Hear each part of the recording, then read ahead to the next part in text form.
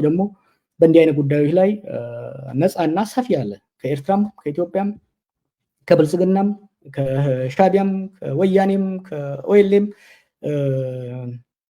ሀገራዊና የሁለትዮሽ ጉዳዮች ላይ የሰከነ ውይይት ማድረግ የምትፈልጉ ከሆነ ከሌሎች ሚዲያዎችም ጋር የምናዘጋጅ ይሆናል። ከመዋጋታችን በፊት እስቲ የሰላም አማራጮችን ኤግዞስት እናድርግ። ተጋደልን፣ ከኤርትራኖች ጋር ላለፉት 70 ዓመታት ተፋጀን። አጥንት ነው የተረፈን፣ ደም መፍሰስ ነው የተረፈን፣ ድህነትና እርዛት ነው የተረፈን። let's try something we did not try. let's try negotiation. let's try robust cooperation. let's try democracy. let's democratize our relationship. ያን ከሞከርን ምናልባት ለሚቀጥለው ትውልድ የተሻለ ነገር ማስረከብ እንችላለን። ሰላም ለሀገራችን፣ ሰላም ለህዝባችን። ደህና ደሩልኝ። በሌላ ዝግጅት እስክንገናኝ ሰላም ሁኑ። ደህና ደሩ፣ ደህና ዋሉ። እንዴና ስትልኝ እንዴት አመሻችሁ? ከመውልተን ነገ ጅርተኒ ዛሬ እንግዲህ ቃል በገባው መሰረት በሰሞኑ በኢትዮጵያና በኤርትራ መካከል የተጋጋለ በመጣው የጦርነት ሞቅታ ላይ አዘጋጅ የነበረውን ጽሁፍ ላቀርብና አንዳንድ ጥያቄዎችን ለመመለስ ነው የቀረብኩት። ይሄ ጉዳይ ለሀገራችንም ለህዝባችንም ለአካባቢያችንም በጣም ወሳኝ ከመሆኑ የተነሳ ሰፋ ያለ ውይይት ማድረግ ያስፈልጋል በማለት ነው ጽሁፉን የጻፍኩት። እንግዲህ ሰዎችም ገብተው እስኪዘጋጁ ድረስ ከዚህ በፊት ይሄ መጀመሪያዊ አይደለም። በዚህ ጉዳይ ላይ ተቀዳደም ለረጅም ጊዜ ተጽፎ ነበረ። በተለይ ይሄ ለውጥ ከመጣ ማግስት ጀምሮ የኢትዮጵያና የኤርትራ ጉዳይ በከፍተኛ ጥንቃቄ መያዝ እንዳለበት ተጽፎ ነበረ። እስቲ ዛሬ ከመታሰር በፊት የዛሬ 5 ዓመት አካባቢ ከያስፔድ ተስፋዬ ጋር 2020 ላይ ማለት ነው አጥቅቤ የነበረውን አይተን ከዛ በኋላ ወደ ፕሬዘንቴሽኑ እንመጣለን። ስምምነቱ ግልጽ ሊሆን ይገባል። የኤርትራና የኢትዮጵያ ከኤርትራ ጋር ደግሞ ዘላቂ ከግለሰቦች ከአመራሮች የዘለለ የበለጠ የትግራይ የኤርትራን ህዝብና የኢትዮጵያን ህዝብ ማለትም ፕራይመርሊ የትግራይንና የኤርትራን ህዝብ የሚያያይዝ የሰላም ስምምነት ያስፈልጋል። ትግራይን አግልሎ ኤርትራና ኢትዮጵያን ማስታረቅ ፊዚካሊ ኢምፖሲብል ነው። በነገራችን ላይ ማለት ስላለብኝ እለዋለሁ፣ ጠቅላይ ሚኒስትሩ ፕሬዝዳንት ኢሳያስን መጠንቀቅ አለባቸው። 1990 ውስጥ የፈጸምናቸው ስህተቶች ተመልሰው ሊመጡ ነው። በሁለቱ ሀገሮች አመራር መካከልና በሁለቱ ገዢ ፓርቲዎች መካከል የነበረ ግንኙነት ኢንፎርማል የሆነ ብሮማንስ የምንለው የመሪዎች ወንድማማኝነት ወይም ደግሞ ሽርክና ላይ የተመሰረተ ጉርብትና የትም አይደርስም። ጉርብትና ዘላቂ መሆን መቻል አለበት። 1991 92 93 97 የህወሓትና የትግራይ ነፃ አውጪ ወይም ደግሞ የሻቢያ ግንኙነት ነበር። የጦፈ በጣም የጋለ ፍቅር፣ ልክ አሁን እንደምናየው በጣም የጋለ ፍቅር ነበር። ሁለት ሀገር ናቸው እንደ እስኪባል ድረስ በሁለቱ መካከል ችግር ሲፈጠር፣ ምክንያቱም በሁለቱ መካከል የማይታረቅ ህልም ነበር። 100,000 ዜጎች ከሁለቱ ሀገር አጣን። ለ20 ዓመታት ግሪድሎክ ውስጥ ገባን። ዛሬ ስለምን ነው እዛ ተመልሰን የምንገባው? ዛሬም እኮ ልክ ያኔ በፕሬዝዳንት ኢሳያስና በመለስ መካከል የነበረው በፕሬዝዳንት ኢሳያስና በጠቅላይ ሚኒስትር አብይ መካከል እየመጣ ነው። ባለፉት 2 ዓመት ምንድነው የኢትዮጵያ መንግስትና የኤርትራ መንግስት ግንኙነት ምንድነው? የኛ ውጭ ጉዳይ ሚኒስትር በደንብ ያውቁታል። ዲፕሎማቶቻችን ያውቁታል። is there anything institutionalized? I don't think so. አምባሳደራችን ከዓመት በኋላ ነው የተቀበሉት። ኤግዛክትሊ። ለዚህ የሚያዋጣው ውስብስብ ነገር ውስጥ እየገባን ከመሄድ በፊት ነገሮች ፎርማል እንዲሆኑ አንዱን ክልል አግሎ ከሌላ ሀገር ጋር የሚደረግ ነገርም ብዙም እንደማያዋጣ ኢንፋክት ለኤርትራኖችም ከኛ ፕራክቲካሊ የሚቀርቧቸው ትግራዮች ናቸው። ፕራክቲካሊ በደም ብቻ ሳይሆን በጂኦግራፊ በኢኮኖሚ በማንኛውም። ስለዚህ የሚያዋጣው መፈራረጁ አንዱ በአንዱ ላይ መዶለቱ ሳይሆን በጋራ ተወያይቶ መፍትሄ ማምጣቱ ነው። እሺ አመሰግናለሁ። እንግዲህ ይሄ የዛሬ 5 ዓመት ትውስታ ነበረ። ያኔ በሁለቱ ሀገራት እና በሁለቱ አመራሮች መካከል የጦፈ የጋለ ግንኙነት በነበረበት እንዲሁም ደግሞ ለትግራይ ጦርነት ዝግጅት እየተካሄደ ባለበት ነው። አይ ቲንክ ይሄንን ተናግሬ በወር ወይ አንድ ወር ባላለፈ ጊዜ ነው የታሰርኩት። እስቲ ዛሬ ደግሞ ምን ላይ ደርሰናል? ታሪክ ራሱን እየደገም ነው ወይ የሚለውን ሰሞኑን ከጻፍኩት ውስጥ ትንሽ ፕሬዘንት አድርጌ ከዛ በኋላ ደግሞ የመጡ ጥያቄዎች አሉ። ከነሱ ውስጥ ከባልደረቦቼ ጋር ያዘጋጇቸው የተወሰኑ ጥያቄዎች አሉ። እነሱ ላይ ሀሳብ ሰጥቼ የምንለያይ ይሆናል። እንግዲህ እናንተም ጥያቄያችሁን በዲስከሽኑ መቀጠል ትችላላችሁ። እንግዲህ የርዕሱ ወደ ፖለቲካና የተጋረጠው የጦርነት አደጋ የሚል ነው። እንግዲህ ዋናው መታየት ያለበት አብይ ባለፉት 2 ዓመት ተኩል አካባቢ ጀምሮ የወደብ ፖለቲካን በጣም እያጋገለው ነው የሄደው። ግን መጀመሪያ ከጀመረው አንስቶ በሶማሊላንድ ጋር ስምምነት ተፈራረመ። ያ ከሶማሊያ ጋር በጣም የጦፈ ክርክር ውስጥ ካገባ በኋላ ተሸንፎ ወደኋላ ተመለሰ። አሁን ደግሞ ባለፈው 1 ዓመት ወዲህ አሰብን መያዝ አለብን፣ አሰብ ሊሰጠን ይገባል የሚል ከፍተኛ ቅስቀሳ እያካሄደ ይገኛል። ይሄ እውነት አብይ እንደሚለው በቀላሉ ወደብ በጉልበት መያዝ ይቻላል ወይ? አሁን ያለው የኢትዮጵያ የባህር በር የማግኘት በጦርነት የማግኘት ዛቻ ምን አይነት መዘዝ ሊኖረው ይችላል የሚሉት አንዳንድ አደገኛ የሆኑና እኔም ይሄን ጽሁፍ እንድጽፍ ያነሳሱኝ በጣም ጉዳዮችን አቅልሎ በማግስቱ አሰብን መያዝ የምንችል የሚመስል በጣም አቅልሎ ሀሳቡን የመሸጥ ሙከራ እያደረገ ስለሆነ ያ ለህዝባችንም ለሀገራችንም ለአካባቢያችንም አደጋ ስላለው ነው። ለምሳሌ ኤርትራ 3 ሚሊዮን ሰው ነው ያላት፣ ኢትዮጵያ በ1 ዓመት 3 ሚሊዮን ትወልዳለች የሚል ከዚህ በፊት በትግራይ ላይ ሲናገር የነበረው ነው። አሁንም በኤርትራ ላይ እየደገመ ስለሆነ ይሄ ደግሞ መዘዙ ከፍ ስላለ ይሄ ነገር ጠቅላይ ሚኒስትሩ በጣም አቅልሎ አውርዶ እንደሚያደርገው ሳይሆን ውስብስብና የጦርነት አውድማው እሱ እንደሚያቀለው ሳይሆን ከበድ ያለ ውጤቱም የከፋ ሊሆን እንደሚችል ለማሳየት ያህል ነው። እንግዲህ የዚህ ጽሁፍ ዓላማ የኢትዮጵያ የባህር በር ጥያቄ ትክክለኝነትን ለመጠራጠር ለመከራከር አይደለም። የዚህ ጽሁፍ ዓላማ ያ አይደለም። የዚህ ጽሁፍ ዓላማ የባህር በር ጥያቄ አግባብ ባለው ጊዜውን ጠብቆ መካሄድ ያለበት መሆን አለበት የሚል ነው። ሌላው የዚህ ጽሁፍ ይዘት ደግሞ ህጋዊና ታሪካዊ ክርክሮችን አያካትትም። ወደፊት ኤክስፐርቶች ጋብዤ ወይ ኤክስፐርቶችን ጠርተን በሰፊው ልንወያይ እንችላለን። ብዙ የህጋዊና የታሪካዊ ጥያቄዎች ስለቀረቡ እነሱ ላይ ብዙም አንልም። ለአሁን ግን የፖለቲካዊና የወታደራዊ አሰላለፍ አካሄድ ላይ የሚያነጣጥር ይሆናል ማለት ነው። እንግዲህ የዋናው ወደ 2 ሀገራት እንግዲህ አብይ ያለ ያለው በጦርነት ነው ወደ መያዝ እንፈልጋለን እያለ ያለው።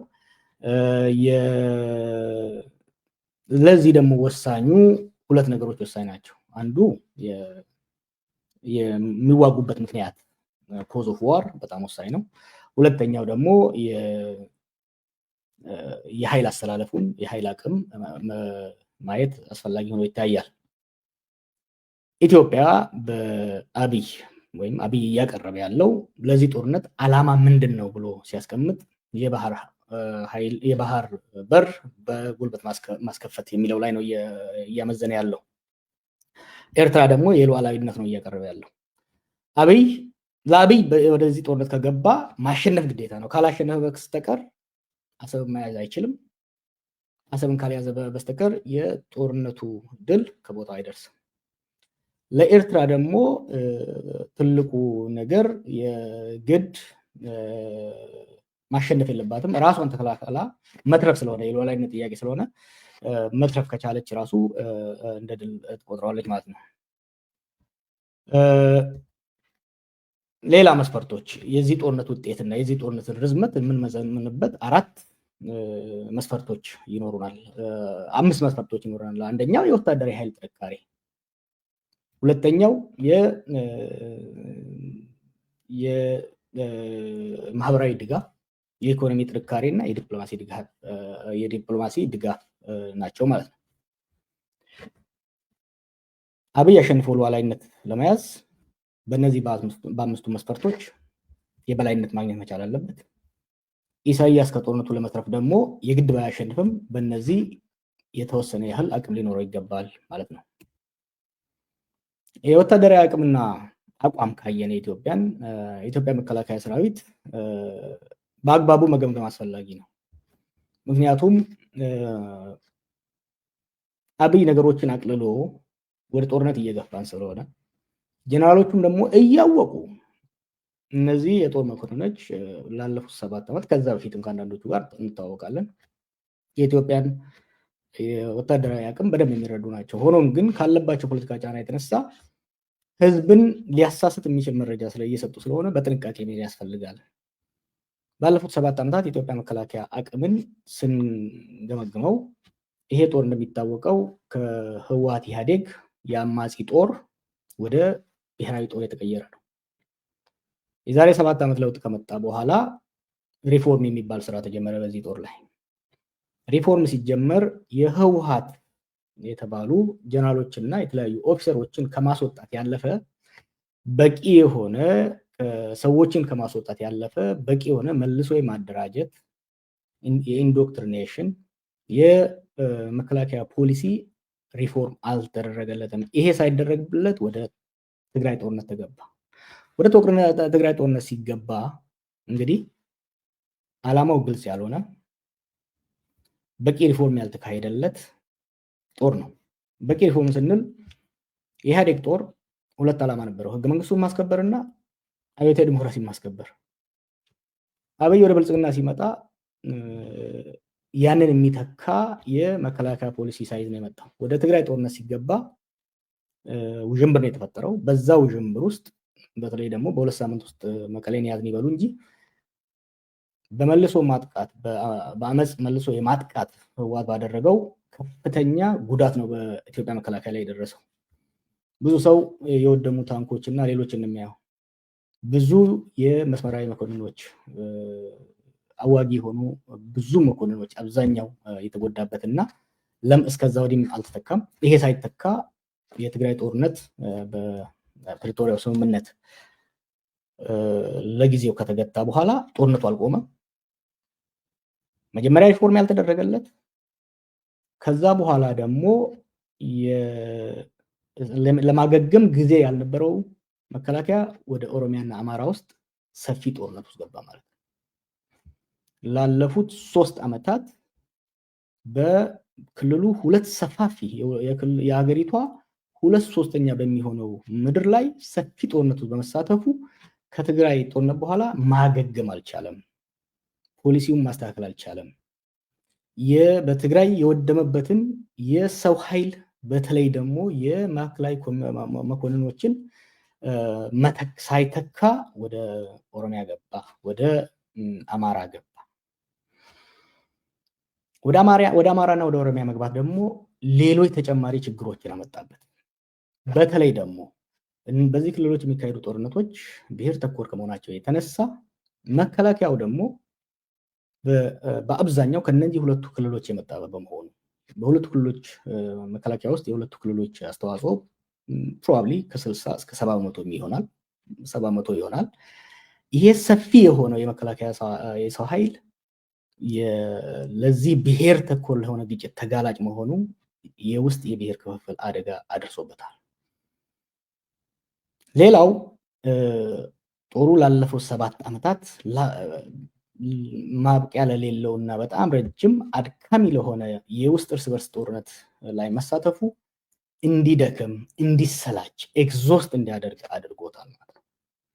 ስለዚህ ባለፉት 7 ዓመታት ውስጥ በቂ ሪፎርም ያልተደረገለት ከፍተኛ ጉዳት የደረሰበት አቅሙ የዛለ መከላከያን ይዞ ነው የጦርነት ወጃ የጦርነት ፉከራ ውስጥ አብይ ያለው አብይ ከመከላከያ ጀነራሎችም ከፖለቲካ አመራሩም በዚህ ላይ ጥያቄ በተደጋጋሚ ይነሳለታል። በተለይ በውስጥ ስብሰባዎች ሲነሳለት፣ በፓርላማ ሲናገር እንደምታዩት፣ በሚዲያ ሲናገር እንደምታዩት ጥያቄው ወደ ጎን ለመግፋት እኛ እንደ የድሮ ዘመን ጦርነት አንዋጋም፣ ዘመናዊ ጦርነት የምንዋጋው የጨበጣ ጦርነት አይደለም የምንዋጋው ይላል። ይህ ማለት ነው የአየር ላይ ጦርነት፣ የድሮኖች እና የአየር ኃይል ጦርነት የምንዋጋው ይላል። ከዛ አንጻር የኢትዮጵያ አየር ኃይልን አቅም ወይ የኢትዮጵያ አየር ኃይል የበላይነት እውነት ውጤት ሊያመጣ ይችላል ወይ፣ ይህን ጦርነት አሸንፎ አሰብን ለማስያዝ ያስችላል ወይ የሚለውን የሀገራችን ዜጎች በጥንቃቄ ማየት ይገባቸዋል። ኢትዮጵያ አየር ኃይል ከኤርትራ እንደሚበልጥ ሁሉም ያውቃል።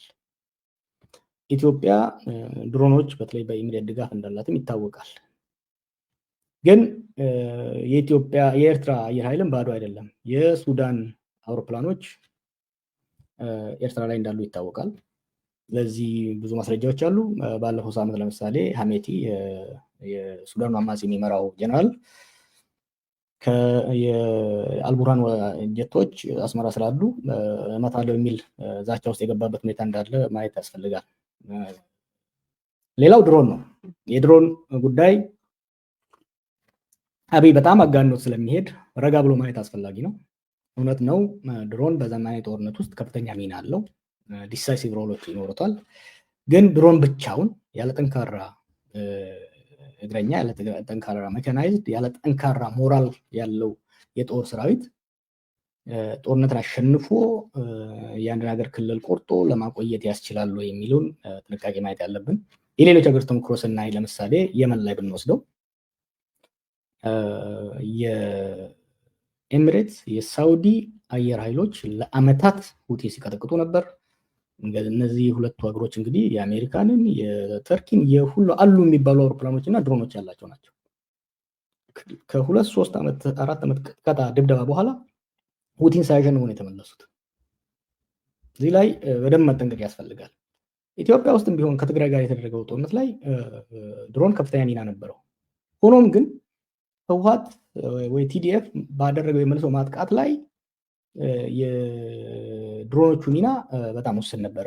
ወደ ሸዋ ሜዳ ከመጡ በኋላ ነው ብዙ ውጤት ያመጣው። ስለዚህ በድሮን ብቻ ተማምኖ ጠንካራ ሞራል በሌለው በውስጥ ክፍፍል ባለው በቂ ሪፎርም ባልተደረገለት ፊት ለፊት አዋጊ የሆኑ ኦፊሰሮች በተመናመኑበት ጦር መሄዱ አዋጭ ነው ወይ የሚለውን መጠያየቅ ያስፈልጋል። ሌላው የኃይል ጥምረትና አሰላለፍንም ማየት ይገባናል። ይህ ጦርነት በተለይ በዘመናዊ አሁን ባለፉት 10-20 ዓመታት በዓለም ላይ የተደረጉ ያሉ ጦርነቶች በሁለት ተዋጊ ቡድኖች ብቻ አቅምና ጥንካሬ ስትራቴጂ የሚወሰኑ አይደሉም። አሁን የሚደረጉ ጦርነቶች በብዛት ብዙ የተለያዩ ኃይሎችን የውስጥና የውጭ የጎረቤት የሩቅ ሀገር የሚያሰልፉ ናቸው። ስለዚህ በኢትዮጵያና በኤርትራ መካከል ጦርነት የሚፈነዳ ከሆነ በኢትዮጵያ መከላከያ እና በኤርትራ መከላከያ ብቻ የሚደረግ ጦርነት ሆኖ መታየት የለበትም። ብዙ ጊዜ ሰዎች ከባድመ ጦርነት ጋር ሊያነጻጽሩት ይሞክራሉ። that is totally wrong። የኤርትራ እና የኢትዮጵያ የባድመ ጦርነት ጊዜ ኦልሞስት ኤክስክሉሲቭሊ ጦርነቱ የተካሄደው በኢትዮጵያ መከላከያ ኃይል እና በኤርትራ መከላከያ ኃይል መካከል ነበር። አሁን ግን እንደዛ አይደለም። ሁለት ለየት የሚያደርጉት ነገሮች አሉ። አንደኛ የአማጽያን ሚና ነው። ሁለተኛው ደቦ ሆኖ የሚመጡ ሀገራት ሚና ነው። የአማጽያን ስናይ በተለይ ኢትዮጵያ ውስጥ ያሉ አማጽያን የሚኖራቸው ሚና ቀላል አይደለም። የትግራይ ኃይሎች አሁን ግልጽ በሆነ መልኩ ከኤርትራ ጋር እንደሚያብሩ ግልጽ እየሆነ እየመጣ ነው። ይሄ ሚስጥር የሚደባበስም አይመስለኝም። በግልጽ እየመጣ ተገፍተውም በተለያዩ ምክንያት ወደዛ እየሄዱ ነው ያሉት። የኤርትራና የትግራይ ኃይሎች ጥምር የሚናቅ አይደለም። ለረጅም ጊዜ ልምድ ያላቸው በዚህ አካባቢ ላይ የረጅም ዓመታት የውጊያ ልምድ እንዳላቸው መረዳት ያስፈልጋል፣ ማስታወስ ያስፈልጋል። ሁለተኛው ደግሞ ሁለቱም በህይወት የመትረፍ የሞት ሽረት ጦርነት የሚያደርጉት they will conduct and they are preparing for an existential war ይሄን ጦር ከተሸነፍን እንደ ድርጅት እንደ አመራር እንጠፋለን የሚል ስለሆነ ይሄ ራሱ የሚኖረው ኤሌመንት እንዳለ መረዳት ያስፈልጋል። ከዚህ የተነሳ ይሄ ውጊያ ረጅም ዓመታትን ሊወስድ እንደሚችል ወይም ደግሞ በቀላሉ ሁለቱን በቀላሉ ማየት አያስፈልግም። ሌላው የፋኖና የኦኤልኤ ሚናም መርሳት አያስፈልግም። እነዚህ ሁለቱ በአማራና በኦሮሚያ ክልል የሚንቀሳቀሱ ኃይሎች በቀጥታ ከኤርትራ ጋር ተሰልፈው ላይዋጉ ይችላሉ፣ ያንን ግልጽ ላያደርጉ ይችላሉ። ሆኖም ግን መከላከያ ከነኚህ ክልሎች ተስቦ በሚንቀሳቀስበት ጊዜ ያን እድል ተጠቅመው የጦርነት ዓላማቸውን ለማሳካት እርምጃ በመውሰድ በአብይ አገዛዝ ላይ ጫና የመጨመር አቅም እንዳላቸው መገንዘብ ያስፈልጋል። ሁለተኛው የሌላ ሀገራት ደቦ ቅድም እንዳልኩት ዘመናዊ ጦርነቶች የአሁን ጦርነቶች በሁለት ተዋጊ ኃይሎች በባድመ ጊዜ እንዳደረግነው በሁለት ተዋጊ ኃይሎች ብቻ የሚካሄድ አይደለም። በቀጥታ ራሱ የሚሳተፉ ብዙ ኃይሎች ይኖራሉ። ለምሳሌ ኦልሬዲ ኢትዮጵያ የሱዳን ጦርነት ቲያትር ውስጥ እየተሳተፈች ነው ያለችው። ይሄ ጦርነት ሲከፈት የትግራይ ኃይልም አለ እዛ ውስጥ። ይሄ ጦርነት ሲደረግ የሱዳንን ውስጥ የሚካሄደው ጦርነትና ኢትዮጵያ ውስጥ የሚካሄደው ጦርነት የመቀላቀል ሚና ይኖረዋል። ሌላው የደቦ የሚወጡ ሀገራት አሉ። ኤሚሬት በቀጥታ ከኢትዮጵያ ጎን እንደምትሰለፍ ይጠበቃል። ግብፅና በተወሰነ ደረጃ ሳውዲም ከኤርትራ ጎን የሚሰለፉበት እድል ይኖራል። ሌሎች ሀገሮችም እየተሳቡ የሚመጡበት እድል ይኖራል። እንደ ዱር ቢሆን ሁለት ኃይሎች እንደ ሁለት ጎረምሳ ተታግለው በጉልበት የበለጠ በስልት የበለጠ መጨረሻ ላይ ያሸንፋል። ከዛ የአሸናፊ ተሸናፊ ድርድር ተደርጎ ሰላም ይመጣል። አሁን እንደዛ አይደለም። የአንደኛው ተፋላሚ ኃይል አቅም መመናመን ራሱ ለድል ሊያረጋግጥ እንደማይችል መጠንቀቅ አስፈላጊ ነው። ይህን የምለው ምንድነው? አብይና አንዳንድ ከሱ ተቀብለው የሚያስተጋቡ ሰዎች የኤርትራ ጦር አመራር አርጅቷል፣ አገሪቷ ትንሽ ነች ምናምን የሚሉ ነገር አለ። ይሄ የተሳሳተ ነው። የራሽያና የዩክሬን ውሰዱ። ራሽያ በ2-3 ሳምንት ውስጥ ኪየቭን ይዛ የጦርነት ዓላማውን ለማሳካት ነበር ጦርነቱ የተጀመረው። ከ4 ዓመት ወዲህ አሁን ያ ጦርነት ከተጀመረ 4 ዓመት ቀጠለ። ምክንያቱም የምዕራብ ኃይሎች ተሳተፉበት። ምንም እንኳን ዩክሬን እና ራሽያ በኃይል ሲነጣጠሩ ዩክሬን በጣም ደካማ ብትሆንም ጦርነቱ ግን ሌሎች ደቦ ስለመጡላት ማራዘም ራሷን ተከላክላ ማራዘም ትችላለች። ቅድም የሁቲነት ጠቅሼዋለሁ። ሊቢያ ውስጥ፣ የመን ውስጥ፣ ሱዳን ውስጥ ያለውን ኃይል ብትወስዱት የሱዳን መከላከያ ኃይል በአቅም ከአርኤስኤፍ ወይም ደግሞ ከሚሊሻዎቹ ጠንካራ ነበር። ሆኖም ግን የአርኤስኤፍ በሚሰጣት ድጋፍ ጠንካራ ከመሆኑ የተነሳ እስካሁን ያ ጦርነት ሳያልቅ ተራዝሟል ማለት ነው። ስለዚህ ወደ ኢትዮጵያም ስንመጣ ወደ ኢትዮጵያና ኤርትራም ስንመጣ